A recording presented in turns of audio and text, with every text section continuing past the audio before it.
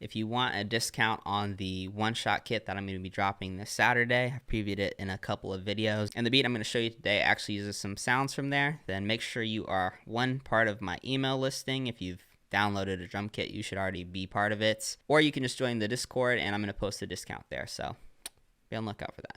Alright, what is going on, guys? Welcome back to the channel, and today we are going to be going over 3 key areas in order to improve your mixes. I know a lot of people struggle with mixing their beats, but I guarantee if you implement these 3 simple steps that I'm going to go over today, you're going to change your life. Alright, so maybe it's not going to change your life. I mean, maybe it will for one of you guys if your beats are already really good and you just need a little bit of mixing tips to kind of get more of a professional sound. But I can guarantee that it is going to make your beats sound a lot better. Keep in mind though, if your beats just sound bad in general, you know, mixing is going to make them sound better, but all it's gonna really do is make a bad beat sound a little bit less bad. It's not going to make a bad beat sound good. So keep that in mind. But yeah, let's get into it.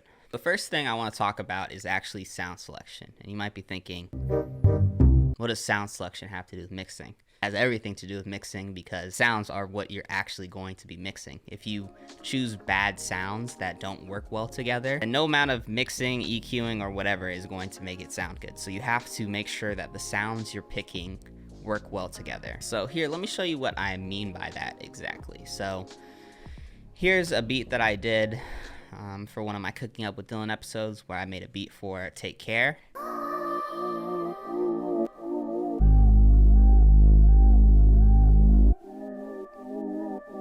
I really picked a long song to intro, but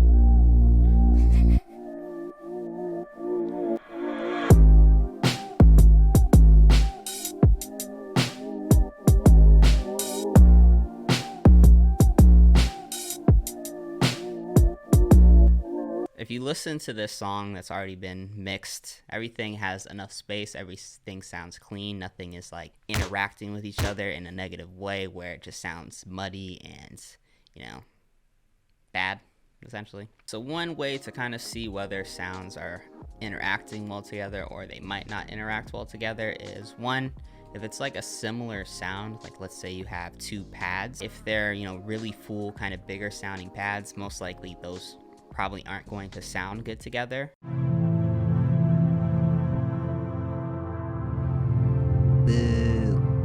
But another way you can check, and I'll just use this set of strings for an example, pull up the set of strings and just play it. It's occupying primarily the frequencies like right over here, right? So most likely I wouldn't want to get a sound that's occupying these exact same frequencies. For a sound like this, that probably wouldn't be the case because this is just a string with like a pluck. But if it was like a pad or something like that, then you would definitely hear tons of like muddiness and distortion.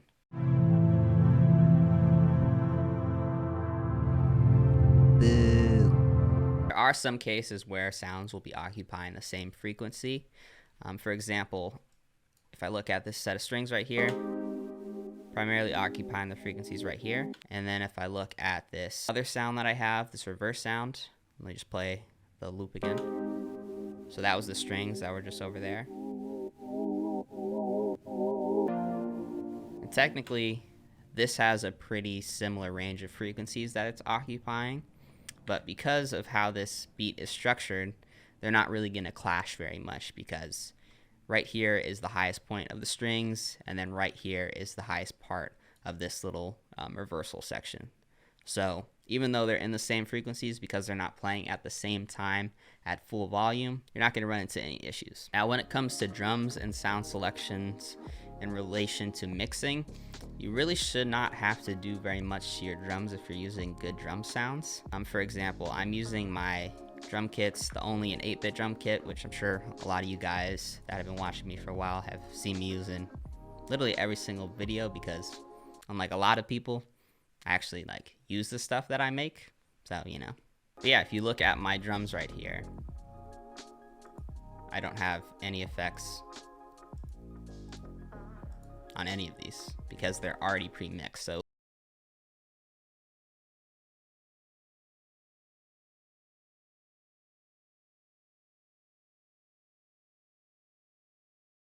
So step number 2 is EQing, and this is also very important. Like I mentioned, You want to make sure you're doing each and every one of these 3 steps that I mentioned here today if you actually want to make your mixes sound good. But one thing you should be doing is cutting out the low end for your instruments. So right here, and this is kind of a good rule of thumb, don't have to do this exact amount as it's going to kind of depend on the song, but I usually cut about 200 hertz off of the low end right here. And the reason why you're doing this is to leave room for lower frequency drums, kick, bass line, the 808s, as they're typically going to be a little bit heavier down here. And there are some beats where I'll actually bring this down a little bit if I'm using like a bass line or something like that. And even in some cases, I might bring it up a little bit if I just don't want the lower frequencies of that particular sound. You can also use it in that way as well. Another thing you can do with EQ, and I actually did on this sound right here, is I didn't really want the high frequencies for this, so let me just play it with the high frequencies.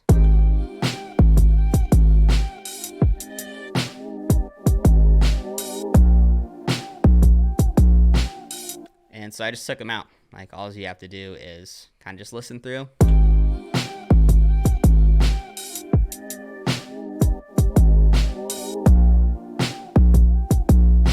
Cutting out the high ends, especially if you want an artist on the track, is a good idea as they occupy a lot of these higher frequencies, and so it's just going to sound a little bit better. Another thing you can do with EQing is if there's like a certain aspect of a sound that you want to kind of stick out a little bit more, is you can just kind of pull this up.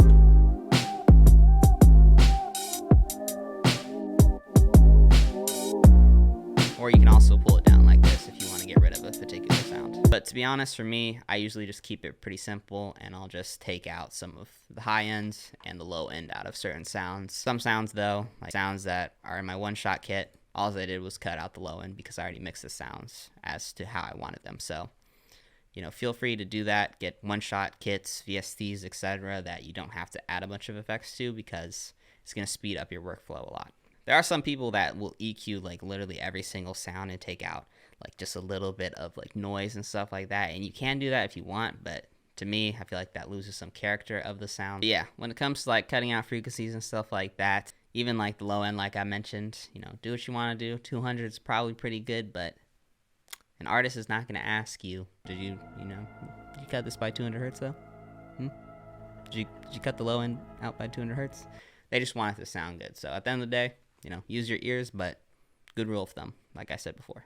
So the next thing we got is leveling, and this in theory would seem to be like the simplest thing, as all it is turning up the volume up or down on a particular sound. But I know from experience that this can be very challenging. You might have watched some videos and someone says, oh, the kick needs to be at -2 dB, or the 808 needs to be at -4 dB, etc. And to be honest, there's no like exact amount that any of your sounds need to be set at, as every drum sound is going to sound different at every different volume level. So definitely don't just rely on a specific number, as you're not going to get a very good mix. But let me lay out, you know, how I level my sounds in like the simplest way possible. The first thing you're going to want to make sure you're doing, just so your sounds aren't clipping, is you're going to want to add a Fruity Soft Clipper, and this will just make it so the sounds don't clip past 0. Because if they go past 0, when someone's actually listening to it on headphones, it just sounds like really crunchy and distorted, and it sounds horrible. So, you know, just make sure to do that. Some people also use a limiter. I just use a soft clipper because, you know, it's easy. Next thing that you're going to want to do is you're going to want your kick to be the loudest part of your beat, as it's kind of like the driving force of the beats. Right underneath that, you'll want your 808, as that's like another driving force, and the 808 and kick really kind of go hand in hand together. So if you look here, the kick is just slightly louder than the 808. There's no like exact number to do this. It's kind of just depends on your kick and your 808. There are beats that I've had though where my 808 is a bit louder than my kick, just because it's a really punchy 808. So just keep that in mind. It's gonna kind of vary, but those are gonna be the loudest sounds in your beat, like without a doubt. Next, I would say your snare is gonna be the loudest part of your beat.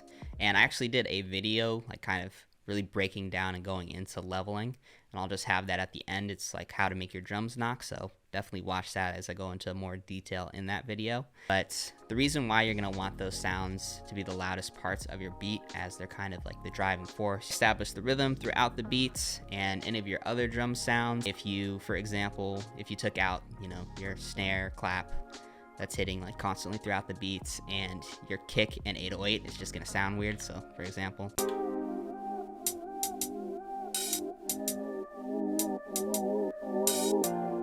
I should have touched on this actually first, is you don't want your instruments like your pianos, your synths, etc., your melodies or whatever, to be louder than these drums or the loudest part of your beat, because if you want an artist to come on your beats, their voice is going to be occupying a lot of those same frequencies, and when somebody actually goes in to like mix and master the audio with their vocals, it's going to be really difficult for them, because like it's going to sound like there's someone just talking over a song. Like it's going to sound like a song's playing in the background and someone's talking over it, basically, if your instruments are too loud. So that doesn't sound good, and it's going to lead to a bad mix. So this is just the very surface level, like basics of mixing. This should definitely improve your mixes if you just go through and follow all these steps. If you need to watch this video again, feel free to do that. These are like the bare minimum things you need to do, and honestly, a lot of people don't even do any more than this, and they come up with really great sounding mixes.